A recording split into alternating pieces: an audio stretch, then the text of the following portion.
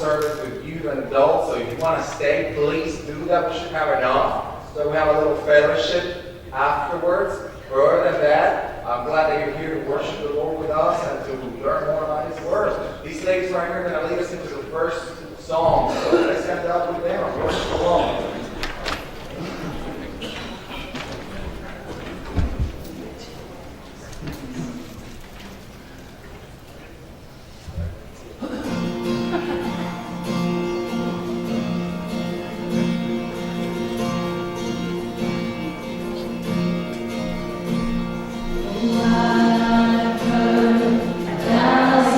Stories of what they think you're like.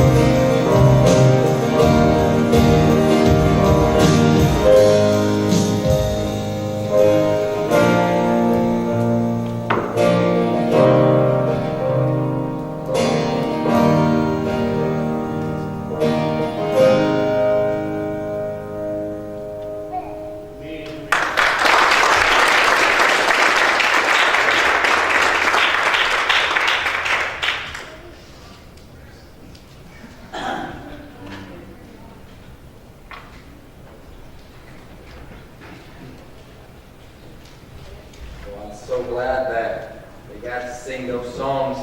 And I believe that the Lord's doing something in this song arrangement tonight, because some things happen and we ended up doing some things differently. But I'm excited because this is similar to what I've been talking to you tonight. Go with me to Hebrews 12. The beauty of correction. Let's go to Hebrews 12. Hebrews 12, verses 4 to 8, New Testament. That's after Philemon, page 1227 of my Bible.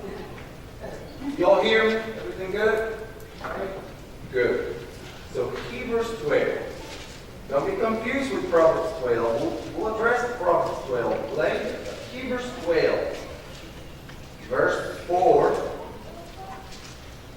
through 11. It says, stand up with us. Yes, I love that you do. You have not resisted to the point of shedding blood in your striving against sin, and you have forgotten the exhortation which is addressed to you as sons. My son, do not work lightly the discipline of the Lord, nor faint when you are reproved by him. For those whom the Lord loves, he visits, and he scourges every son whom he receives. It is for discipline that you endure. God deals with you as with sons. For what son is there whom his father does not discipline? But if you are without discipline, of which all have become partakers, then you are illegitimate children and not sons. Furthermore, we had earthly fathers to discipline us, and we respected them. Shall we not much rather be subject to the Father of spirits and live? For they disciplined us for a short time, as seemed best to them. But he disciplines us for our good, so that we may share in his holiness. All discipline for the moment seems not to be joyful, but sorrowful.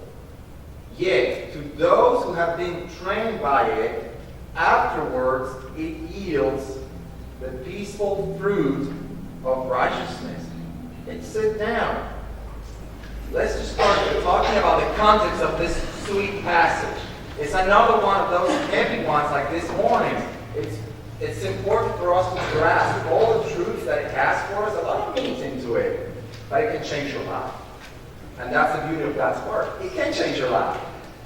The writer of Hebrews is addressing a people that are discouraged. The whole book is written out for them to be encouraged that the Lord Jesus Christ paid for their sin once and for all. It tells them Jesus is higher than the angels. Jesus is the only one, the high priest that covers your sin, and he will complete the work that he's begun in you, Hebrew Christians. That's what the guy is saying here in the whole book. Now, in this passage in particular, he's come to this point in which he's addressing a lot of afflictions that they've had. You've had afflictions in your life, right? I'm not talking about sickness. A lot of folks who struggle with sickness, cancer, many other things. This is not the type of affliction he's talking about. He's talking about affliction from other people. They're being persecuted, they're losing their homes, they're losing everything. You've heard in the New Testament, folks were on the run. Perhaps that's why they were better Christians than us today. Because back then, they didn't care about all these silly little petty things, right? But this is what they're going through. They're getting discouraged with their faith. What's going to happen? What's going to happen?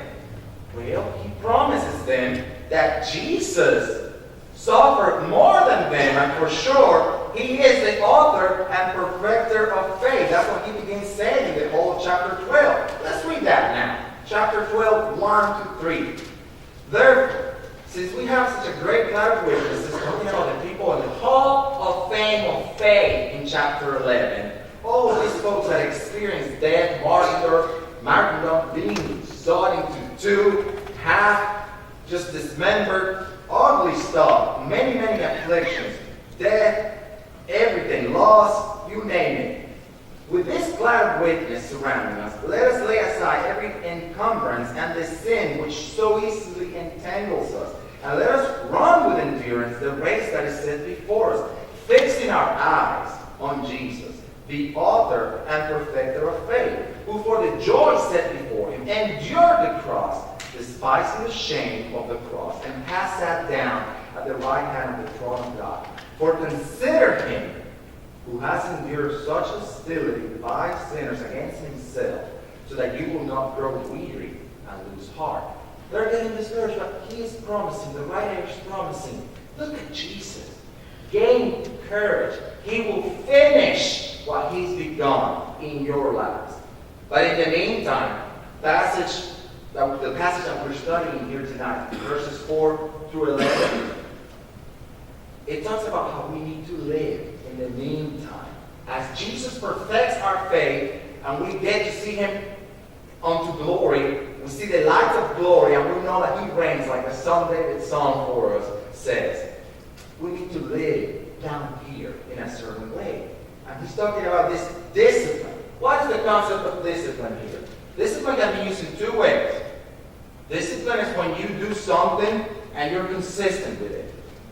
Are we following? We're just consistent. We go at it every day. You know, like a piano player.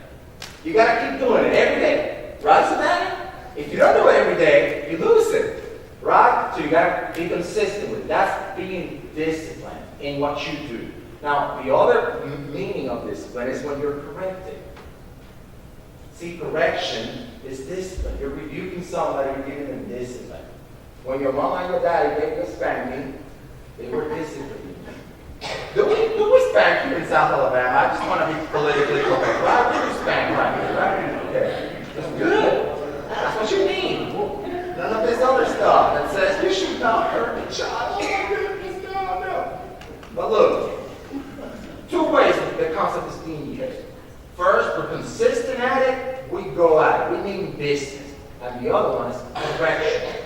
Some things that are wrong need to be corrected. Guys, so the issue is, what's happening here? He says here, verse 4, you have not resisted to the point of shedding blood in your striving against sin. And you have forgotten the exhortation which is addressed to you as sons. The first thing I want you to notice is that correction, the second sense of discipline, is for the wise. Correction is for the wise. That's the first thing I want you to see. He's telling them, appealing to their intellect. Open your head, open your mind, turn the wheels. Come on, use your head. My son, do not regard lightly the discipline of the Lord, not faint when you are reproved by him. For those whom the Lord loves, he disciplines, and he scourges every son whom he receives.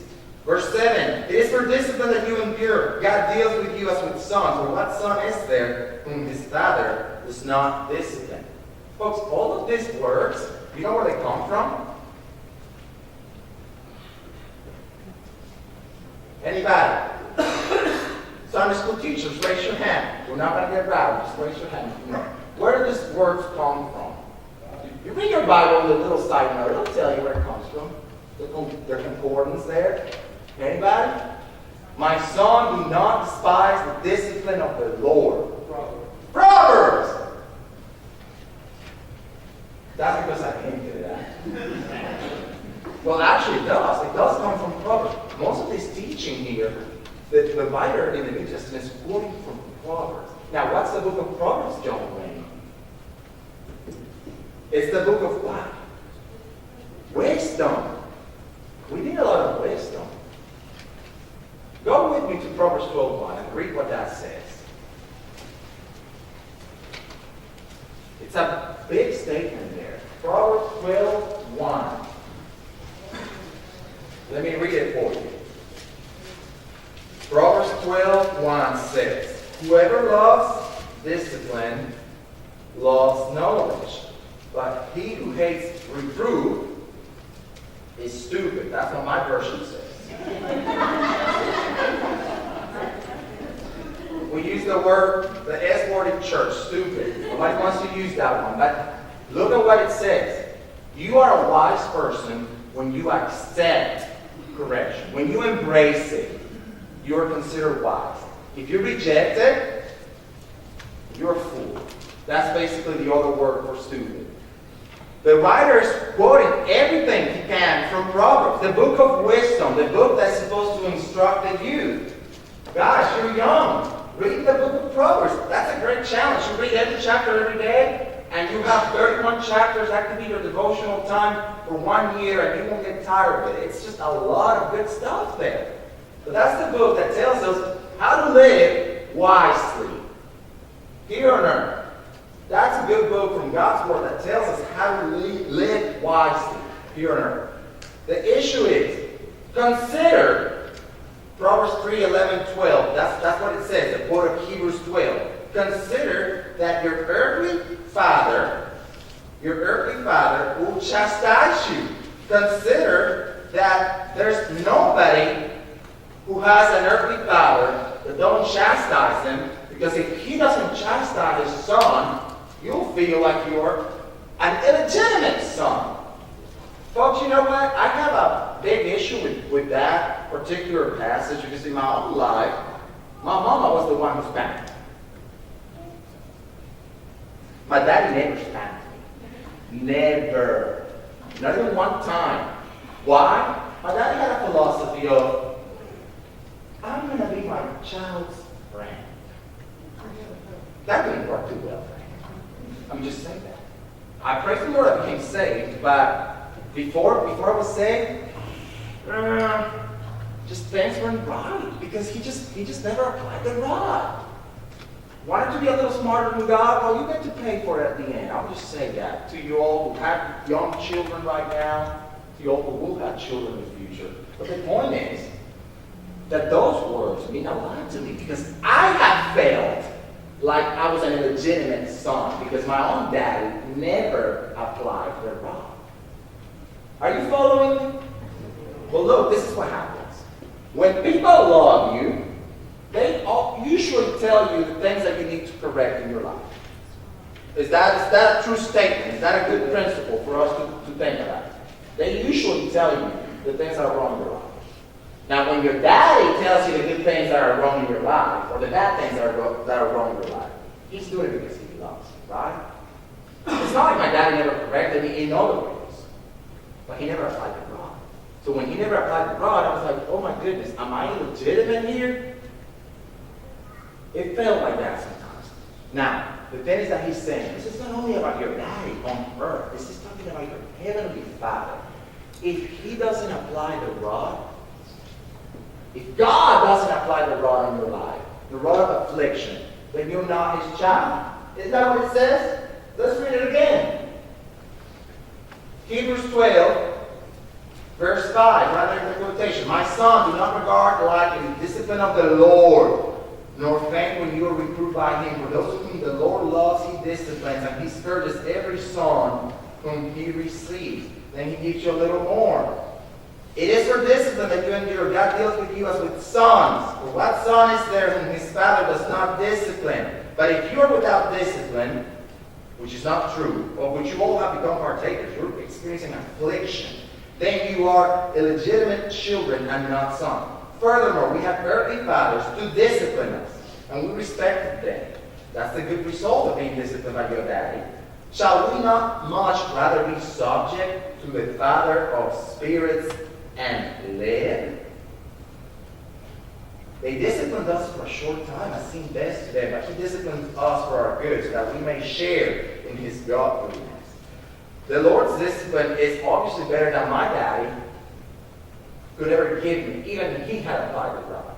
The Lord's discipline is perfect, because the Lord can see all things.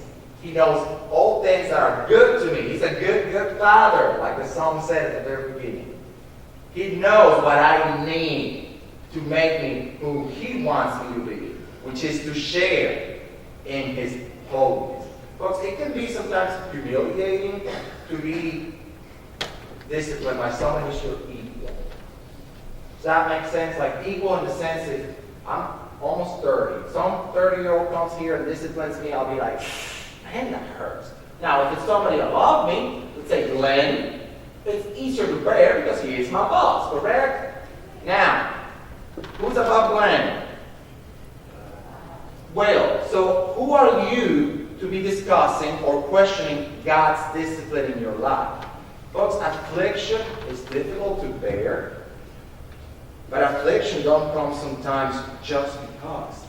Sometimes the affliction that comes in our life, and I believe the one coming into this passage, comes from not just seeing the hand of God working in the affliction, and also comes because of sin. Correct? We have to be very careful on how we point out somebody's affliction. There's a fine line right there that we just don't know why that person is being afflicted. Look at Job. We remember Job was not afflicted because he was sinning. Correct? Sometimes we are. Sometimes we are afflicted because we are sinning. Sometimes the affliction is just like the chisel of God that He's just using to cut off things that we need to cut off from our lives. We don't like affliction. We don't like discipline. Who likes discipline? I mean, you let me know. The proverb sounds really nice. Whoever loves discipline loves knowledge. And that's like, oh yeah, that's awesome. But who really loves discipline like that? It's very difficult. But unless you have the attitude of loving discipline, you're not considered a wise gal or a wise guy. You're considered a fool. That's what Proverbs tells us. But take the discipline of the Lord. Receive it. You know in your life the things you're doing wrong. You know in your life if there's affliction, you question if there's affliction in your life that comes because of a result of sin. Be careful again not to think that every affliction you have is like you're sinning or you're a sinful person or the next guy or the next gal is sinning. That's not how it works. But you should question if that's something that God is using in your life to bring you back to the wagon because you've fallen off. Does that make sense? Now, God chastens us for our profit.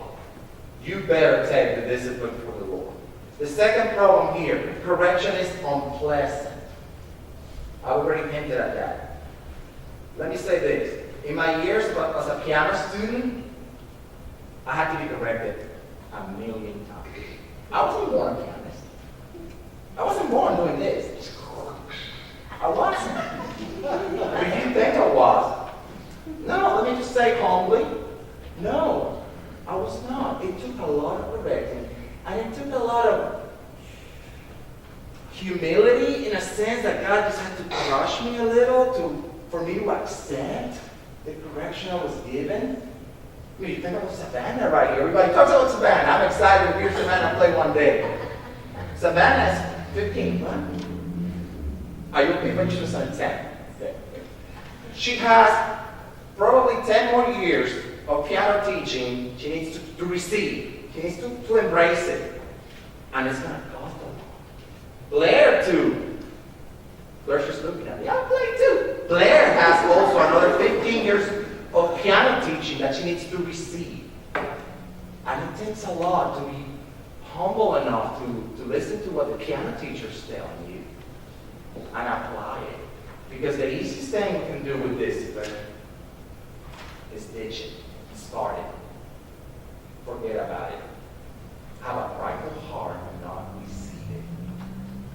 There's nothing more frustrating for a piano teacher when you have a student that don't make any progress. Have you had any experience in your life in which you try to let somebody know something and you keep going, if you do it this way, you'll get results, but they go the opposite way. Why? Because they just don't want to get it. They just want to stay in their comfortable ways. Has that frustrated you? Has that frustrated you a lot? Well, I'll tell you something. If I ever come to a student that don't want to learn, within 2 weeks, I know if they're in it or not. Within 2 months, obviously there's a lot of work that could be done in 2 months. I already know if they're taking in my teaching, if they're receiving it to change their piano playing. By 2 months, I say, well, you got to continue, or you're going to waste your time. And I'm glad that your mommy is paying me the money for the lessons, but you're going nowhere. What are you trying to do here? I mean, I love the fee. This is awesome. I can go to the Mexican and have a meal every night. But if you're not trying to get better, what's the point of it? But correction is unpleasant, but you still need to receive it. This is what happens. Why is it unpleasant? Verse 11. Hebrews 12:11. Correction equals suffering. Verse 11 says, all discipline for the moment seems not to be joyful but sorrowful. Yet, to those who have been trained by it, afterwards it yields the peaceful fruit of righteousness.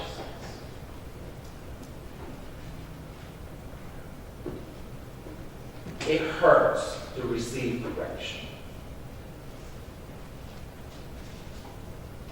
It hurts to change.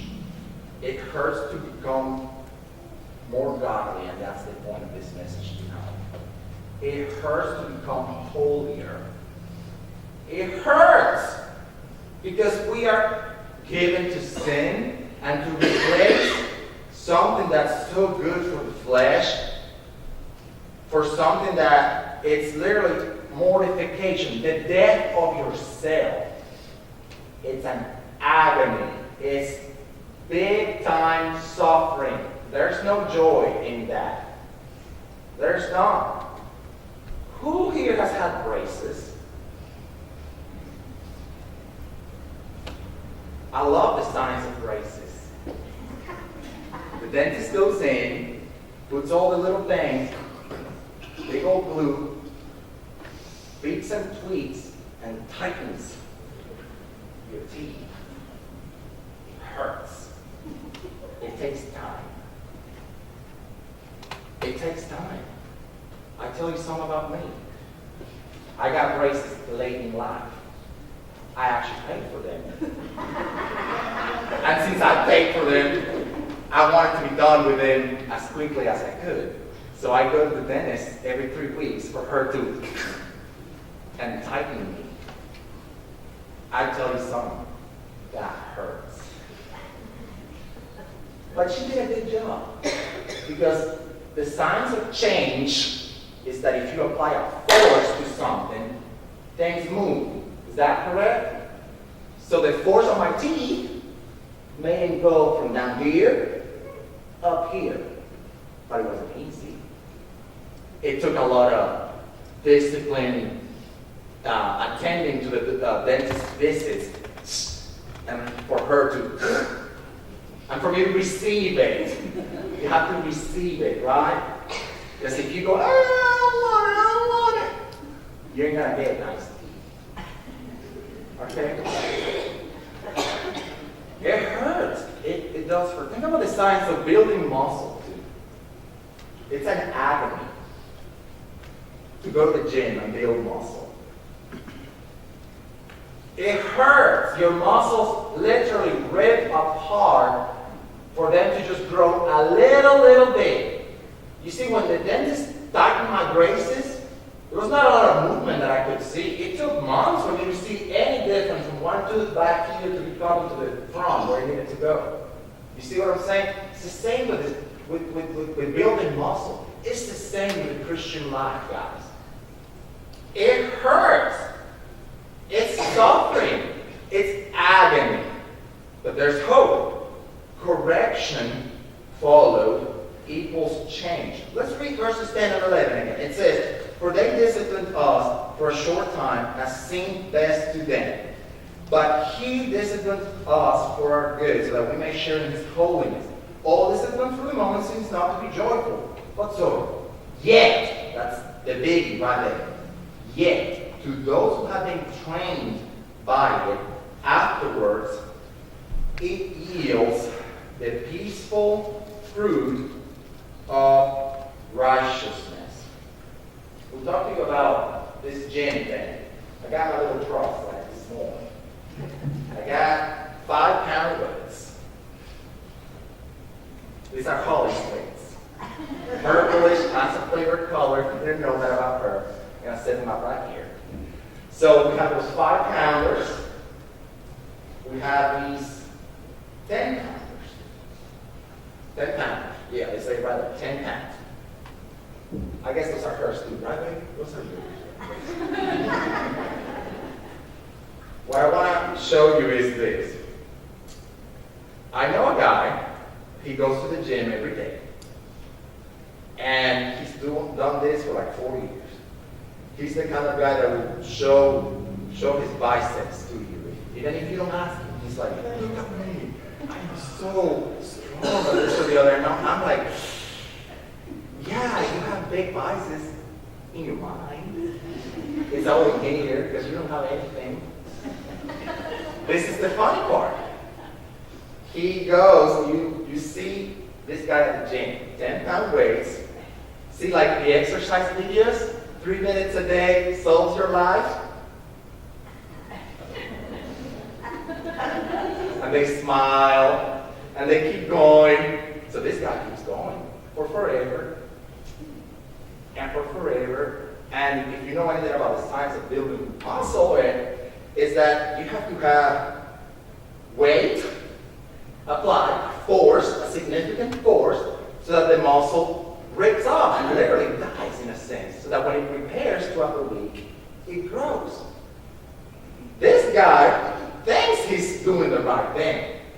You smile, 3 minutes a day, that's all you need. No, that's not what you need. But he thinks he is on the roll. On top of that, this guy eats a lot.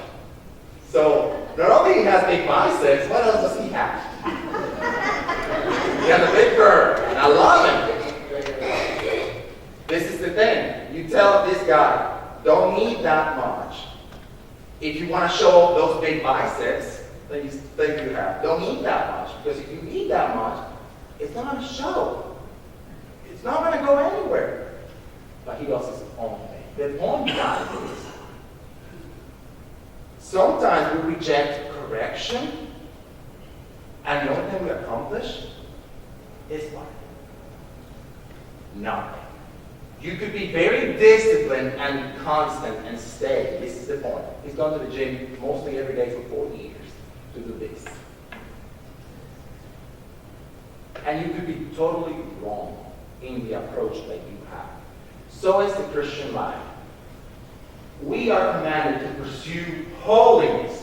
This is what the writer tells us later on in the chapter. Read it with me. Verse 14. Pursue peace with all men, and the sanctification without which no one will see the Lord. We're commanded to pursue this holiness. And how are we to pursue this holiness?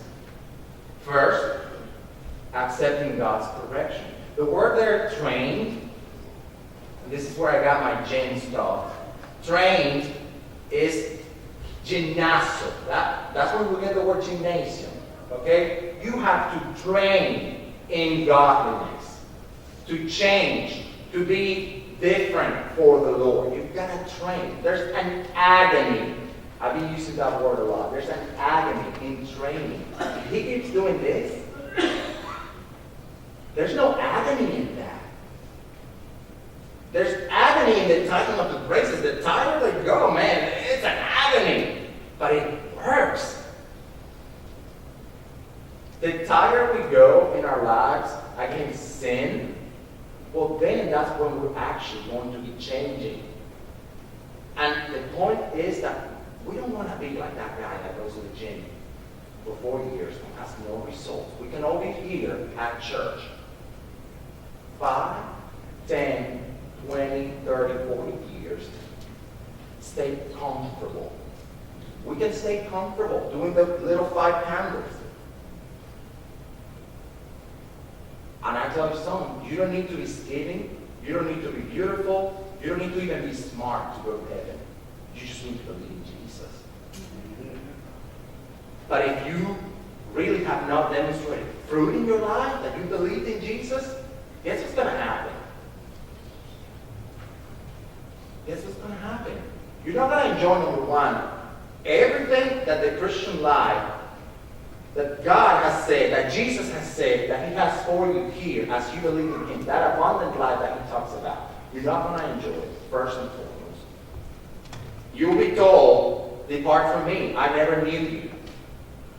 You'll be here for 60 years and miss it all out? You'll be going to the gym for 60 years and not even gain, I don't know, just one little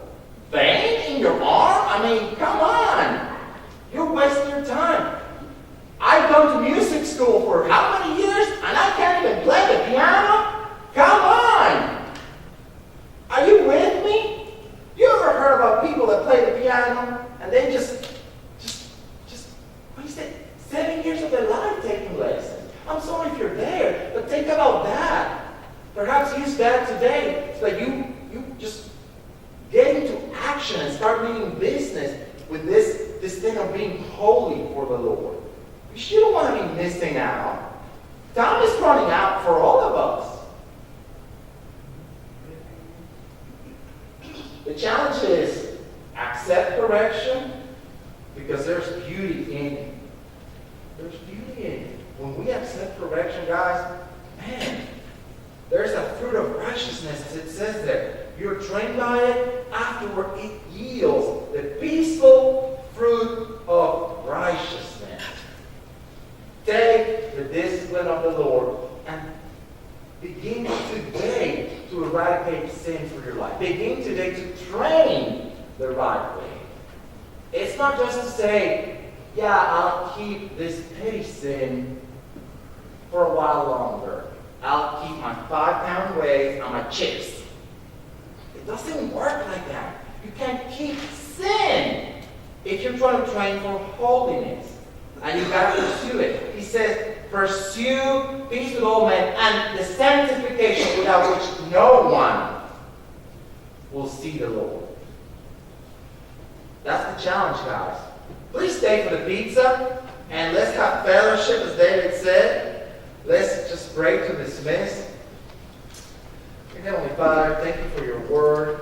I ask you that you bless us all here, Lord. You know that we all need help. We all need correction, Lord. Help me, Lord, as I preach this one, to accept correction as it comes to, Lord. I ask you that you be with this precious youth that led us in worship, Lord, that in their lifetime too as Christians they could accept what others tell them, Lord, to change their lives, to be better for you, Lord, to pursue that holiness, Lord, as they're new beginners in this Christian life, Lord. I ask you for all of us, Lord, who have experienced church for a number of years and have missed out, Lord, on the beauty of living for you, Lord, the peace that comes by living for you. I just ask you, Father, that we'll be able to receive your correction, Lord. It's so unpleasant. It hurts. Father, but I thank you that you are a good Father, that you use your chisel, Lord, to make us better, to partake in your holiness. Lead us home safely, Lord, to our jobs. Help us love one another, Lord, deeply with that fervency, Lord, that you talk about.